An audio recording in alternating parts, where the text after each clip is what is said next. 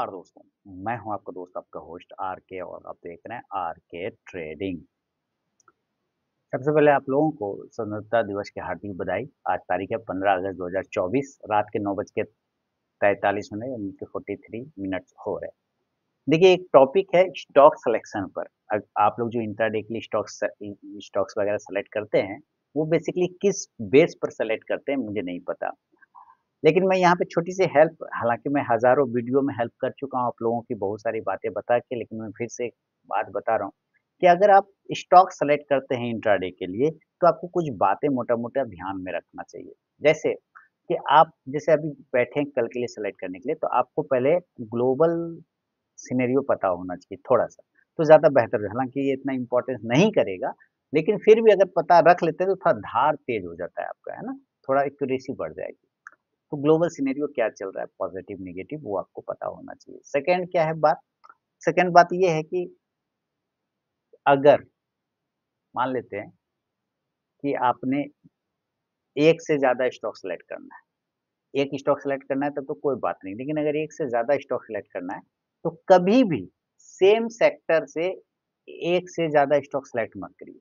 यानी कि अगर आप 3 स्टॉक सेलेक्ट करते हैं, जैसे मैं 3 स्टॉक्स 3 स्टार सेक्शन में देता हूँ, आप ध्यान देंगे तो तीनों अलग-अलग सेक्टर के होते हैं। जैसे आज ही का मैं बात कर लूँ जो मैंने 16 अगस्त को के लिए दिया हुआ है, तो उसमें एक बैंकिंग सेक्टर का है, एक मेटल सेक्टर का है और एक जो है इंफ्रा सेक्टर का है।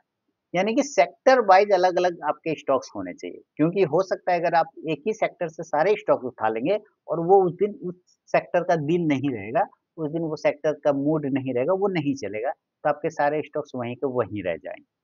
लेकिन अगर आप मल्टीपल स्टॉक्स रखते हैं और अलग-अलग सेक्टर से रखते हैं, तो अगर ये सेक्टर ए नहीं चला तो सेक्टर बी चल रहा है तो उसका स्टॉक चल रहा होगा, आपके पास उसका भी ऑप्शन है हाथ में, उसका भी स्टॉक्स लिया हुआ है। बी नहीं चल रहा है तो सी सेक्टर चल रहा है, उसका भी एक स्टॉक्स आपने रखा है। तो मैं ये नहीं कह रहा हूँ कि आप 20 स्टॉक 20 अलग-अलग सेक्टर से उठा लीजिए।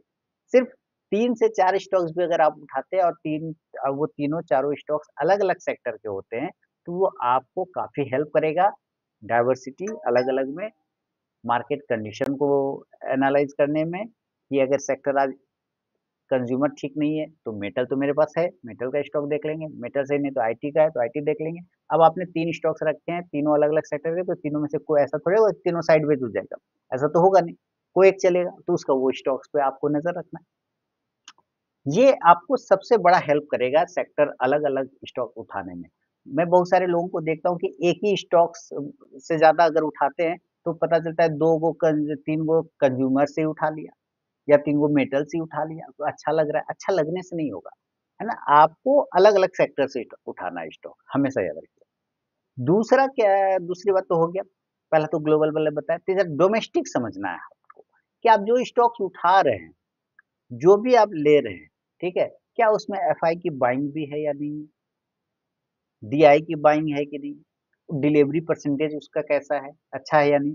चार्ट रीड अगर कर रहे हैं तब तो ये सबका कोई फ़र्क नहीं पड़ेगा उतना, क्योंकि आपको चार्ट रीडिंग से ही ज़्यादा काम हो जाएगा।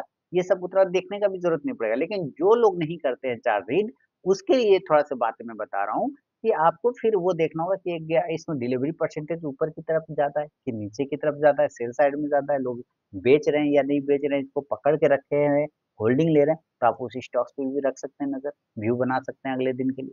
बढ़िया काम करेगा वो, अच्छा मूवमेंट करेगा वो, क्योंकि हो सकता है अगर वो तेज़ी में होगा तो हो सकता है प्रॉफिट बुकिंग आ जाए तो सेल साइड का व्यू बनेगा। और कभी भी वन साइड मत सोचिए। इंट्राडे के स्टॉक्स में लोग गलती करते हैं, हमेशा वन साइड व्यू ढूँढते हैं, नहीं, इंट्राडे में तो वन साइड का व्यू रखना ही नहीं है।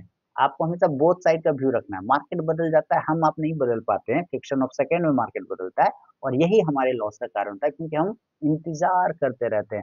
अच्छा आ जाएगा, अच्छा आ जाएगा, अच्छा आ जाएगा, वो नहीं आता है, लौट के प्रीतम घर को नहीं आते, पिया रैन बसेरा सब खत्म हो जाता है, आँसू गिरते रहते हैं, बावरा हो जाता है मन, बेकार हो जाता है, ठीक है? आपको सिर्फ़ ये काम करना है कि आपको उसका इंतज़ार नहीं करना है वापस आने का, बस आपको उसके साथ हो जाना है। प्रभु मन को एकदम समर्पित कर दीजिए, जिधर को मन प्रभु उधर मार्केट क्या है? प्रभु है, सुप्रीमो है, उसके साथ वो जिधर बोल रहा है उधर चल जाइए ना, क्या दिक्कत है? तो अगर वो सेल साइड का डायरेक्शन ज़्यादा है, तो आपको वैसा स्टॉक्स उठाना है अगर लाइव में भी उठा रहे हैं, जो सेलिंग में आपको दम दिखाने का क्षमता रखता है, ठीक है? और एक दिन पहले उठा रहा है और आपको मार्केट अगले दिन के लिए लग रहा है कि तो सेल साइड जा सकता है, तो आप सेल साइड का व्यू रखिए, लेकिन मैं ये नहीं कह रहा हूँ कि सिर्फ सेल साइड, हो सकता है उस दिन उसमें शॉर्ट कवरिंग आ जाए तो बाइंग में चला जाएगा। तो आपको दोनों साइड के व्यू रखना पड़ेगा कि अगर मुझे बदलना पड़े तो मैं दिक्कत में ना आऊं, मैं शिफ्ट कर जाऊं तुरंत, switch on off on off on off, तुरंत स्विच, है ना। बदलने में आपको देर नहीं लगाना है।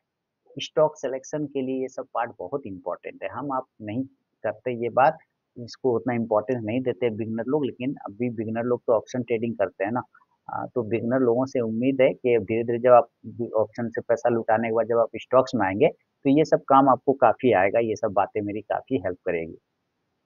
तो आपको ये ध्यान रखना है कि आपको स्टॉक्स अलग-अलग सेक्टर से उठाना है, ग्लोबल थोड़ा सिनेरियो देख लेना है, जिस स्टॉक आप उठा रहे हैं उसके थोड़ा-सा डेटा को समझ लीजिए, एफआई, डीआई उसका भी ऑप्शन चेन अगर समझते हैं तो अच्छी बात है, चार्ट समझते हैं तो और अच्छी बात है।